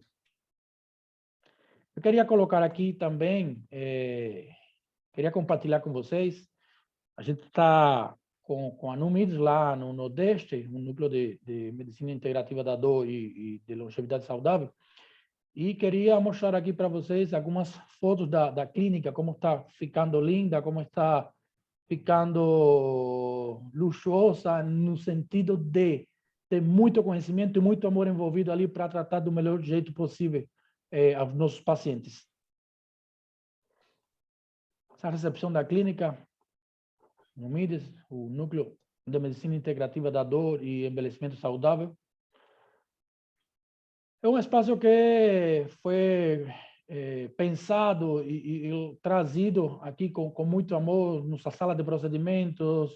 Vamos atuar em diferentes terapêuticas complementares, injetáveis, procedimentos invasivos, ozonioterapia, ou seja, trazendo o melhor e mais novidoso para nossos pacientes. Nosso consultório auxiliar, consultório dos médicos, nossa pequena sala de enfermagem com os medicamentos injetáveis, com o que vai ser feito. Nossa sala de injetáveis trazendo aquele verde, aquele ar de esperança, de que a gente consegue melhorar. A gente pensou isso aqui não naquele ambiente tradicional em que o paciente vai a tomar uma injeção, que o paciente vai fazer uma terapêutica e vai ser furado. Não. A gente pensou isso aqui com toda uma acústica, com toda uma beleza natural para que o paciente se sinta livre. Sinceramente, eu fico muito envolvido e muito grato a Deus por todas as bênçãos e poder levar esse projeto aos pacientes lá do Nordeste que estão necessitados e tão maltratados têm sido ao longo do caminho. Estamos finalizando já e queria falar aqui para vocês o seguinte: existem 3 remédios na medicina que não têm contraindicações nem têm doses tóxicas: conhecimento, bom senso, empatia. Gente, com isso aqui, você consegue melhorar a vida do seu paciente de maneira sobrenatural.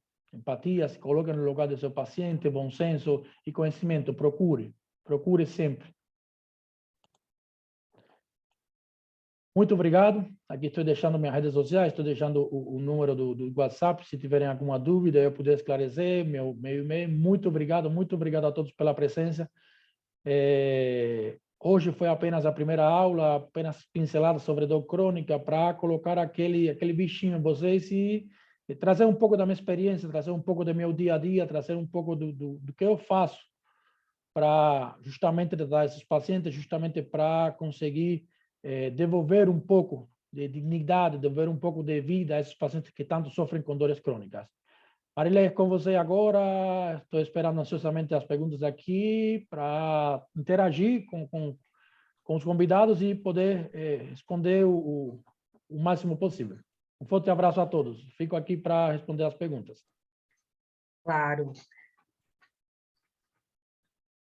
Vamos lá, doutor. Tem algumas perguntas, sim, sobre Covid longo, principalmente, até porque nós temos aqui um ouvinte bastante especial, o doutor William Regis, que tem uma pergunta para você, né, sobre um caso de parente que envolve um pós-Covid grave, né, com sequelas, mas eu gostaria eu até, no particular aqui, pedi a autorização para que o doutor William estivesse nos ouvindo, eu espero que sim. Doutor William, pode se colocar aqui, por favor. Doutor William, ele é especialista em genética, em análises genéticas, e tem muito a ver com todo o envolvimento e apresentação aqui de algumas substâncias que você, doutor Osmel, utiliza, como a curcumina, resveratrol, baicalina, ômega 3 e tantos outros, né? É sabido, é comprovado cientificamente há anos que essas substâncias aumentam a expressão de alguns genes de forma positiva no organismo e interferem de forma positiva na qualidade de vida desses pacientes. Então, eu gostaria que, se o doutor William estiver nos ouvindo agora, que comente aí de uma experiência particular dele, de conhecimento em relação à curcumina, e em seguida, por favor, faça a sua pergunta em relação ao pós-Covid de um ente querido, né? De um irmão. Boa noite, doutor William. Boa noite, que alegria. Em primeiro lugar, muito obrigado pelo convite. Saí correndo lá da palestra que eu estava dando do curso para poder chegar aqui e valeu muito a pena. Agradeço. Fui surpreendido por essa questão, né, do pós-Covid, porque eu estou com o meu irmão, né, no pós-Covid, teve Covid grave, e aí quando eu trombei com me deparei aí com a questão relacionada à fibromialgia, mas um adendo à fibromialgia, que é a questão do distúrbio todo do sono, que é uma coisa que a gente observou nele. O sono dele não está regular e isso está trazendo uma série de outros problemas para ele. Então, eu fiquei um pouco na dúvida com relação a isso e como que a gente poderia tratar, né? E aí, vendo também as coisas que eu já trabalho como nutrigeneticista, com relação à curcumina, que é um grande modulador, né? Inflamatório, principalmente, vamos dizer assim, imunológico de uma forma geral, e com as soluções que a gente pode ter, né? Então, porque realmente um dos grandes gargalos, eu não vou mentir, que a gente tem é a questão da absorção.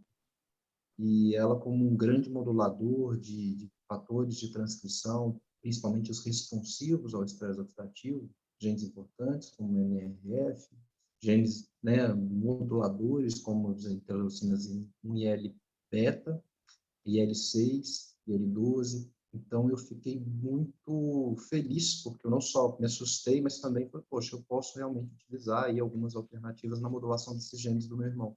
Porque como a gente tem, né, os testes genéticos, a gente consegue saber de algumas deficiências prévias dele, mas não estavam por esse lado, que a gente não pensou nisso e talvez isso seja uma grande solução, né, para a gente poder trazer aí.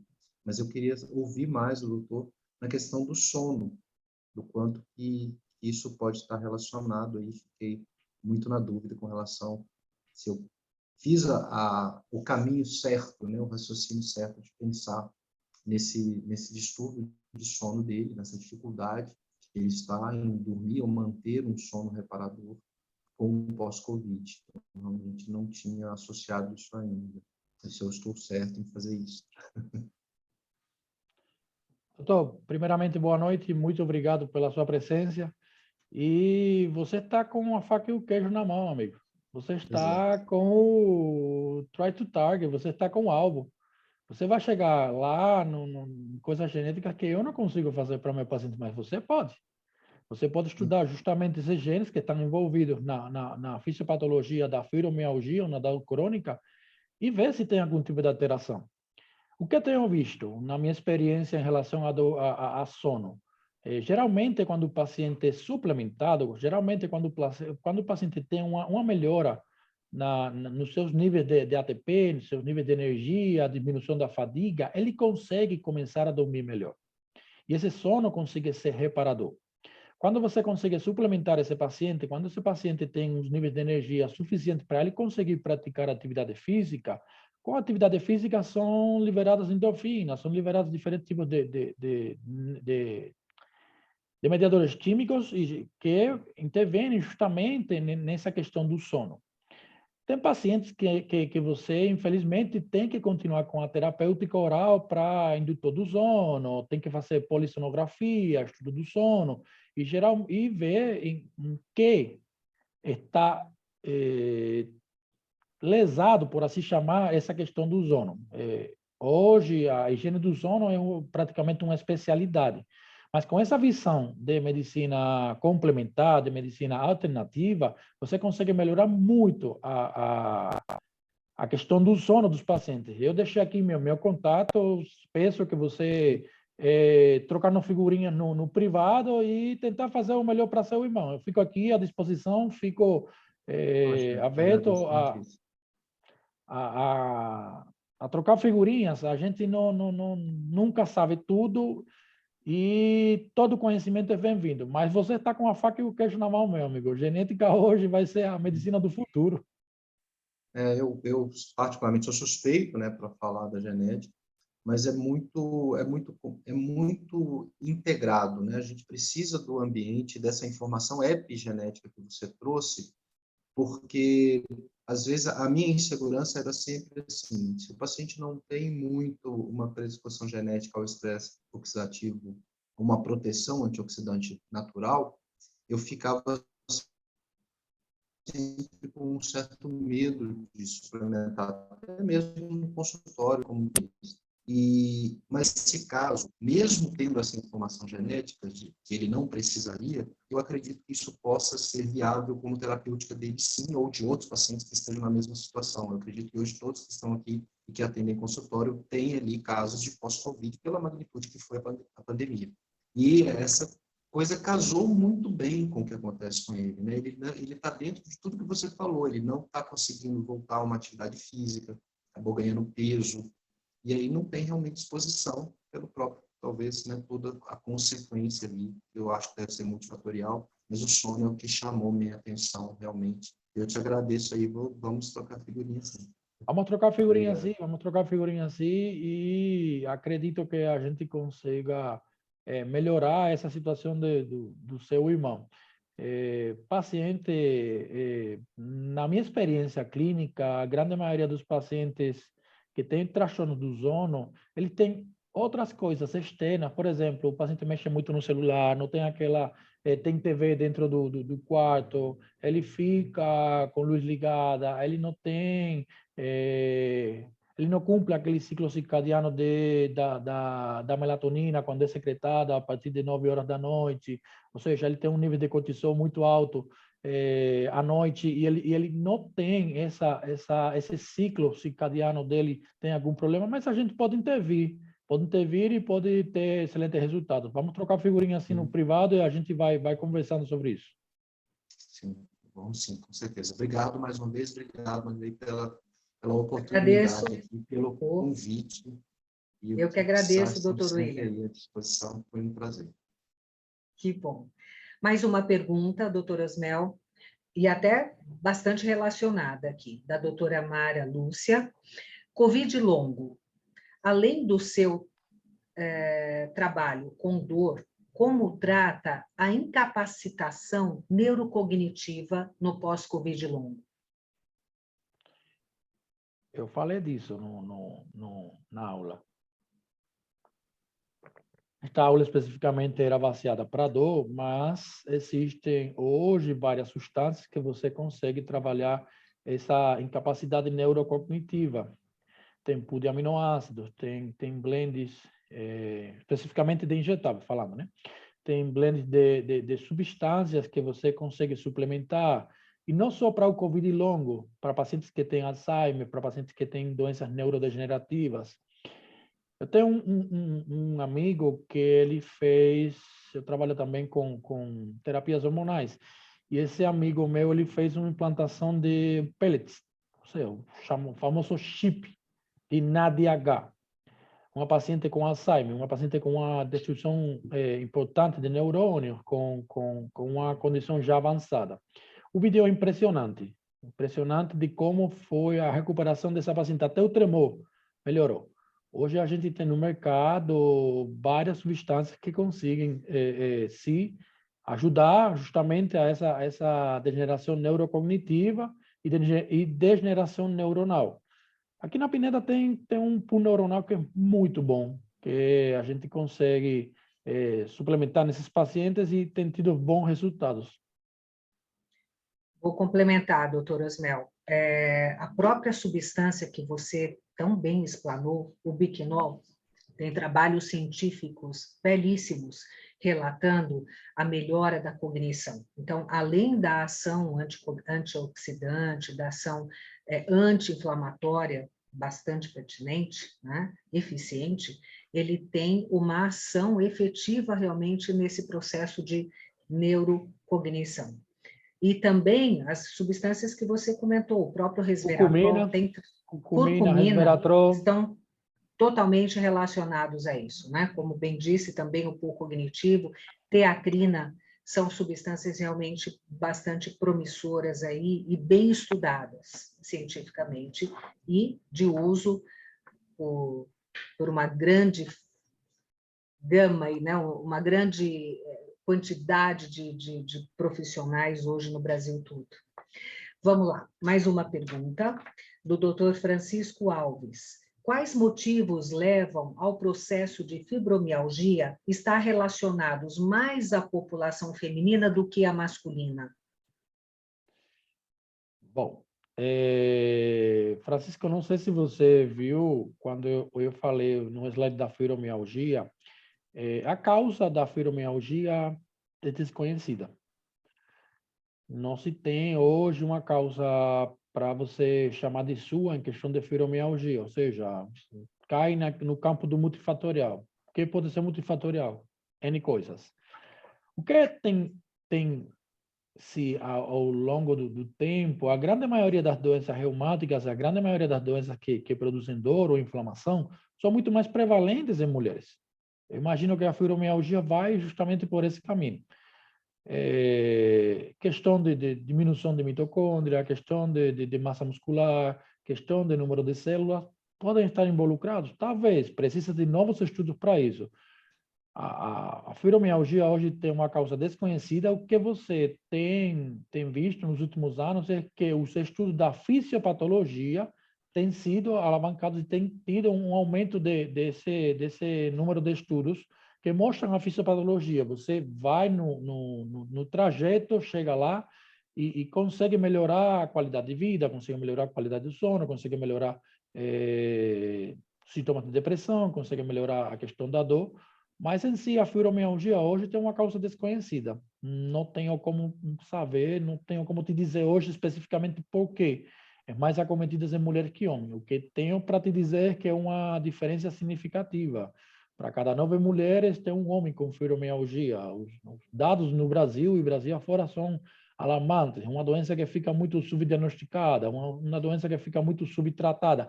E o mais importante, tem muita dor crônica que não é fibromialgia. O diagnóstico da fibromialgia é simples, é um diagnóstico puramente clínico. Hoje não se utiliza mais aqueles tender points que antigamente se usava. Não, hoje é um diagnóstico puramente clínico com uma somatória de sintomas, com uma escala de gravidade dos sintomas. O problema da fibromialgia é que tem uma ampla gama de doenças por trás que podem ser concomitantes com a fibromialgia. Diagnosticar fibromialgia hoje não é difícil. Difícil é você encontrar realmente a causa dessa fibromialgia. Por isso fica naquele limbo do espaço que não conseguimos identificar, porque tem muitas doenças. Se eu mostrasse para você aqui, eu preparei uma aula para colegas da atenção básica lá do município onde eu moro, justamente para trazer o diagnóstico da fibromialgia precoce para conseguir tratar, porque eles conseguem lá auxiliar o paciente de maneira significativa. Eu tenho uma faixa de uns 5 slides que são doenças associadas à fibromialgia que podem estar juntas e concomitantes com a fibromialgia. Então, respondendo a tua pergunta, não sei hoje porque justamente as mulheres são mais acometidas. O que sim sabemos é que é uma proporção bastante grande, de 9 para cada um homem. Perfeito. Doutor Osmel, doutora Elienay te pergunta, por quanto tempo deve-se usar a curcumina injetável? Elianay, veja, não existe receita de bolo. Existem pacientes. Você vai tratar pacientes. Nos meus protocolos, eu monto os protocolos para pacientes em 5, 10 semanas. E com 5, 10 semanas eu reavalio de novo. 5 semanas fazendo 2 vezes por semana, 10 semanas fazendo 1 vez por semana. Com 5 semanas eu reavalio de novo. Faço essa reavaliação do paciente, posso mudar o protocolo, posso começar a suplementar outras coisas dentro desse protocolo, mas não existe receita de bolo. Geralmente, eu suplemento os pacientes durante 10 semanas. Com 10 semanas, se o paciente tem ou seja, uma diminuição importante de dor, mas ainda ele persiste com dor, eu continuo com a curcumina, porque a curcumina ela não vai atuar unicamente exclusiva no tratamento da dor. Se você viu no slide, ela tem ação antineurotóxica, como Marilei falou, ela ajuda também no processo de recuperação neuronal, no processo de neurocognição, no processo de estresse oxidativo, ou seja, ela atua em diferentes vias para esse paciente que está com dor crônica. Uma das coisas, dos tantos benefícios dela é o tratamento de dor crônica, mas não é o único. Então, depende. Meus protocolos, eu não tenho uma receita de bolo. Eu não chego no meu computador e falo a mesma receita para todo mundo. Não, isso tem um conhecimento, tem um estudo, tem várias sessões de anamnese, de conseguir entender o que é que esse paciente está precisando e, fundamentalmente, qual a queixa principal e o que é que ele quer conseguir. Então, não tem, como te falei, receita de bolo. Depende muito, varia muito de paciente para paciente. Mas, inicialmente, eu costumo suplementar durante 10 semanas e logo vou reavaliando. Doutora Maria Verônica te faz uma pergunta bastante específica aqui. O que pode ser feito para um paciente que foi feito cardioversão por flúter atrial, tem insuficiência verticular bilateral. Tem algum protocolo para isso? Veja, eu vi essa pergunta aqui no chat. Eu vi aqui, você viu essa pergunta no chat e confesso que fiquei até me tremendo aqui, porque é uma pergunta bem específica, uma pergunta para um cardiologista que trabalhe com medicina complementar ou medicina alternativa. Mas bora pensar fisiologicamente. Você tem um flow atrial, tem um dano numa das câmaras do coração, tem um dano na musculatura do coração. O que você pode fazer? O que você pode fazer? O que você pode suplementar? Bom, você matou a charada. O biquinol. O biquinol. Eu não sei, fisiologicamente pensando, tem várias outras coisas que você poderia suplementar. Nada, coenzima, o biquinol, curcumina, diminuir o estresse oxidativo, diminuir a questão da pressão arterial desse paciente, diminuir as comorbidades desse paciente. Pensando fisiologicamente no dano estrutural que ele teve no coração, eu acredito que seria interessante o biquinol. Perfeito. Bom, pessoal, devido ao tempo, nós vamos encerrar por aqui. As perguntas que vierem daqui para frente, ou que virão, a gente pode passar através do contato da Pineda, nós podemos passar para o Dr. Osmel responder, né? E quero deixar aqui a Pineda à disposição quanto a protocolos que nós temos já consagrados para as áreas médicas, para os tratamentos, principalmente relacionados à dor também. E nós contamos aqui, com certeza, com a participação e auxílio do Dr. Osmel pós-evento, né, pós esse evento, e nos próximos que virão, com toda certeza, para que a gente possa atender vocês de forma bastante específica. Tá bem? Eu agradeço imensamente a presença de vocês, agradeço ao Dr. Osmel pela participação brilhante, pela explanação, por aquilo que você traz para a gente de conceito abrangente em termos de terapêutica. Gratidão. Eu que agradeço a Pineda pelo convite e espero que seja o primeiro de uma longa parceria. Com certeza. Eu fico a dispor, como falei, conhecimento, bom senso e empatia não tem dose, não tem dose, não tem contraindicação. Eu fico aqui e eu deixei no final dos slides, deixei meu contato. Podem me procurar, eu sempre gosto de trocar figurinha, de entender, de ter essa retroalimentação. Eu tenho com meus pacientes e imagina com os colegas. Vi uma pergunta aqui no chat, eu vou deixar os slides aqui com o pessoal da Pineda para que fiquem disponíveis. Isso aqui não é meu, isso é conhecimento de todos nós. Apenas sou o modulador para vocês. E aguardo convites futuros para a gente falar de dor, de melhoria, de medicina complementar, de medicina alternativa, como queiram chamar, enfim, que a gente está procurando justamente o bem-estar de nossos pacientes. Um forte abraço a todos, muito obrigado a todos pela presença. E, Mari, um abraço grande e de coração, muito, muito, muito, muito obrigado mesmo pelo convite. Gratidão também, doutor. Pessoal, uma boa noite. Bom descanso a todos e até a próxima. Já, semana que vem, nós estamos aí, terça-feira, dia 30, com mais uma aula para vocês sobre sexualidade e libido, masculina e feminina. Então, vamos lá. Para frente, bora entender, bora aumentar conhecimento, dividir conhecimento. Gratidão, doutor. Uma boa noite, pessoal. Valeu. A todos. Boa noite, pessoal.